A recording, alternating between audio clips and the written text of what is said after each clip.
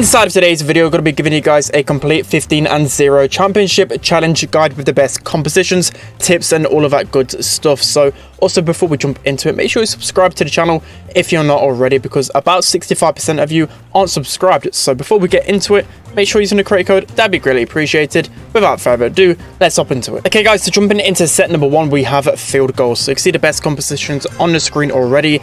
And just quickly to mention, last championship challenge, it was 3 losses and you're out. This time it is 4 losses, so hopefully you guys can get more progression, especially with 4 losses. Now it's not as hard as before. 4 losses, you should be able to get 15 wins with it. But anyways, jumping into field goals. So field goal, you can see by the best composition, it's set number 1, of course.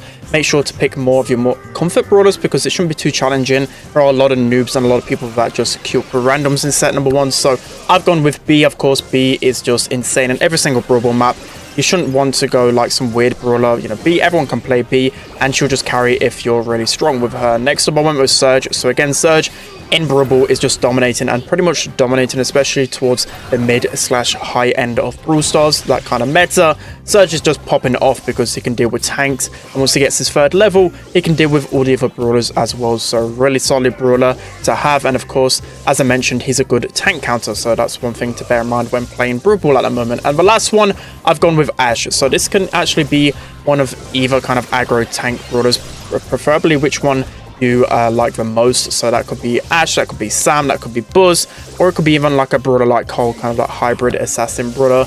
You've definitely got to have some sort of aggro. The main reason being is because throws are pretty strong, especially down the lane. Like, that's why I put Dynamite in another composition, because throws can be really good, although Dynamite might be quite high risk if you're really strong Dynamite, especially when I've been playing ladder. Dynamite's been dominating on field goals, so definitely a really underrated pick. Or you can go for a more safer option in terms of a thrower like Barley, for example. But yeah, throw is definitely pretty good here. But there's a lot of different options as well, but to be honest, there's really not much struggling on this map. As long as you're not making any silly mistakes, you should just easily be able to get through set number 1. So that is field goal. Let's hop into the next one. So now we're jumping into set number 2, which is Gem Fort. So as you can see on the screen, we have some unbreakable walls, especially in the middle. So Gem Fort, I've not played too much of it since unbreakable walls. Played it a little bit, but I just know for sure that Poco and Rosa are so busted on this map. Rosa's always been strong on Gem Fort. With unbreakable walls, she can just get so much value out of the middle. So for me, I'll be sending the likes of Poco and Rosa in the middle. But if you want to as well, if you see like, I don't know, like Poco double tank, then make sure to send M's down the middle as well. So Gem Fort, of course, it's all about keeping control of the middle. And as I'll always recommend as well on Gem Fort, is just to make sure you at least pre-fire down the lane. You know, there's always like a brawler with a speed gear just running off, trying to sneak up behind you. As long as you're being conservative as much as possible on this map, constantly scouting the grass. And one thing to bear in mind as well, on every single brawler, even on brawlers, actually no, except for tanks, actually everyone except for tanks, go speed and vision, because it's going to really help you out. Like, I use Poco vision gear on this map, and it's actually really strong. You may not think of it, but I think that combo is just so deadly in every single brawler. So of course Poco, Rosa are going to dominate, and if you don't like Rosa, you can go some other tank as well. You can go Ash, you can go Sam, you can go Buzz as well. You can actually use a Buzz with the X-ray gadget as well, which is actually really strong. It can stop the enemies from actually sneaking in behind you, and of course you got 3 uses of it, so that's actually a really underrated tactic as well on this map. And then it depends what mid you like. Poco's just really safe. Poco's really easy to use. It's set number 2. You don't have to do anything risky, or you can go with like a B or Max if you want to feel a little bit fruity, but I'll just stick with a standard at Poco. You can go Sandy. Sandy is a pretty decent option on this map as well. Pro. Tara put towards the end because some people really like playing Tara, but she's not really too meta, but she's always been strong on this map. But that's set number 2. Let's hop into the set number 3. So now jumping into set number 3, we have Flaring Phoenix Knockout. So this map is, I think, brand new in a Power League rotation, so I've had a little bit of a chance to play it in Power League, but of course it's a lot different considering there's no bans in place. So the best composition you can see is Gene 100%. So even if you're not a good Gene, Gene is just needed in Knockout. So strong against everything, doesn't really have any big counters in Knockout, and of course there's a lot of grass in the middle. So Gene with the vision gear, it's really going to help you out and stop enemies from sneaking up onto you. So next up I went with Grom. So Normally, I believe throwers go down the left. I mean, it's up to you which lane you go down, but left is probably a little bit better for throwers because you've got that unbreakable wall, and then you can just shoot into the grass, especially with a brawler like Grom. Grom's just going to dominate on this map, so I went with him. And then for my third pick, I didn't actually know completely who to go. There's a lot of different choices. I went with Gray. Gray's really underrated, but I really like him in Knockout. You've got his gadget, which can actually counter some throws behind the wall, so that's why I liked him. And then also you've got his super, which can counter throws, but not only that, he's also pretty decent against the sharpshooters, so he's just really well-rounded in Knockout, so that's why I went with Gray. There's other options as well. Like I said, you can go Tick or Sprout down the left, up to you which thrower you really like. And then down the middle, if you don't like Gene, you can go with sharpshooter like Mandy, Piper. Make sure you're using the Vision gear on all of them though, so people aren't sneaking up on you. And then you can even go, instead of Gray, a different kind of assassin. So Gray actually technically is an assassin, so that's why I put him in this composition. But I like the likes of Fang as well. Carl, really strong. Or you can just go like a max combination as well. So a lot of different choices to pick in Knockout. Of course, I always recommend playing Knockout in the sense that make sure you're trying to get the first kill as much as possible. So if you get yourself into that 3v2 situation, you should be able to win it pretty easily. So that's going to be set number 3. Let's hop into set number 4. So now jumping into set number 4, we have Split Hot Zone. So as you can see on the screen, these are the best compositions to use on Split. So I went with Barley and a tank down the left and a Ruffs. So I prefer Ruffs over Ricos. So it's up to you what you prefer, but I mainly like Ruffs because it's a little bit easier to land more consistent damage. And I also like his super. The main reason being is because if you're left, well, whoever's on the left lane, whether it be a tank or someone, if they're really struggling, you can use the super to break open the left and make it a lot more easy for them to approach that zone. Because without a wall break down the left, it can be pretty hard. So that's why I like Ruffs. But not only that, you can use his wall break to destroy that little piece of wall down the right hand side. So you can stop brawlers like Ash and Sam pushing really far up. So that's why I like Ruffs, by the way. Just a quick little tip.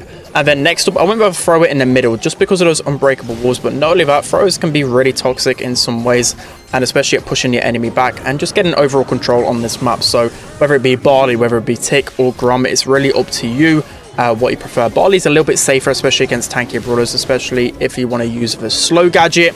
And then left, it's up to you. You can go Sam, you can go Ash, you can go Cole, any kind of aggro, even El Primo. Those type of tanks that I would actually recommend. And then for a last composition, I put Stu and Griff. I mean, Griff is good. There's still a lot of walls to break open with Griff, and of course he can counter tanks. And then if you want to go Stu is really strong on this map. But what I recommend doing most of the time is actually start off and go right.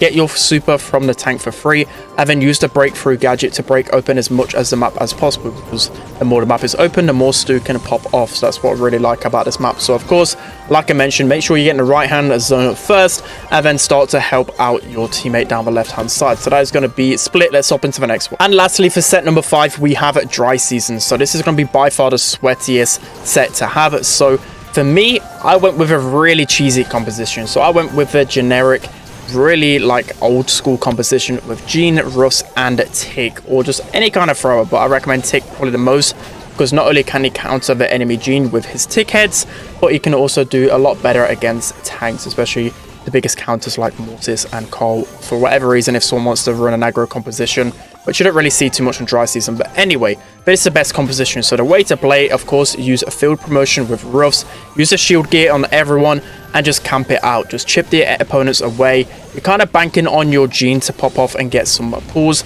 but not only that, like a thrower to maybe catch one of them off guard. That's going to be the way to play it. The main reason why I think this composition is going to be the best on this map is because of those unbreakable walls in the middle. So even if the opponent has like Brock or something like that to break open the left and right walls, he can still just camp behind the middle walls. So I just think there's infinite value with throwers on this map. Of course, he's still going to be a little bit cautious of aggro. So for whatever reason, if you go into the first game of this set and you just keep facing off against kind of aggro brawlers, maybe switch out one of the brawlers. Maybe go for like a B or something like that that can shut down the tanks. That is definitely a good thing to note as well. So you could even go like a B instead of a Gene here, if you really wanted to, if he was really scared of those tanks. But a good Gene player can actually deal with tanks pretty well. So other picks as well. So if you're not comfortable just camping it out for the full 2 minutes and trying to get as many upgrades and HP as possible, you can go with sharpshooters like Piper, Mandy. You can be really aggressive with a Max and maybe combine it with like a Bonnie and a Cole for some ultra aggro kind of gameplay. And you know, if you want to be a bit more safe, you could go with Penny as well, because Penny is pretty good against aggro and good against other things as well. So that is going to be set number 5, dry season. All right, guys, it's going to be it for today's video. I hope you enjoyed this one. So I think this is going to be quite a sweaty championship challenge, even though there's 4 losses. You've got bounty and knockout, which a lot of people tend to struggle on those game modes, but I feel like these competitions are definitely good enough. But as I mentioned, I want to stress it so much that if you're really scared of tanks in set number 5, because literally any sort of tank will really fold a lot of the meta compositions, make sure to go B. Just put B in the middle, go with thrower and something else, and you should be good to go. Of course, it will literally determine, like, the way you get wins in this isn't by my compositions alone. It's got to be your skill. I can't literally pick up the game and play it for you. You guys have got to win it for yourselves. So as I've probably mentioned before as well, make sure you're using a finder team as well, because you don't want to be playing with randoms. A lot of them will just lag out. A lot of them are just terrible. You want to make sure you're at least getting some people with brain cells on your team. So that's going to be it for today's video. If I've not mentioned already, make sure to check out the second channel where I post pretty much daily Power League content, which can help you guys improve a lot. Don't forget to like, comment and subscribe, and I'll see you guys next time.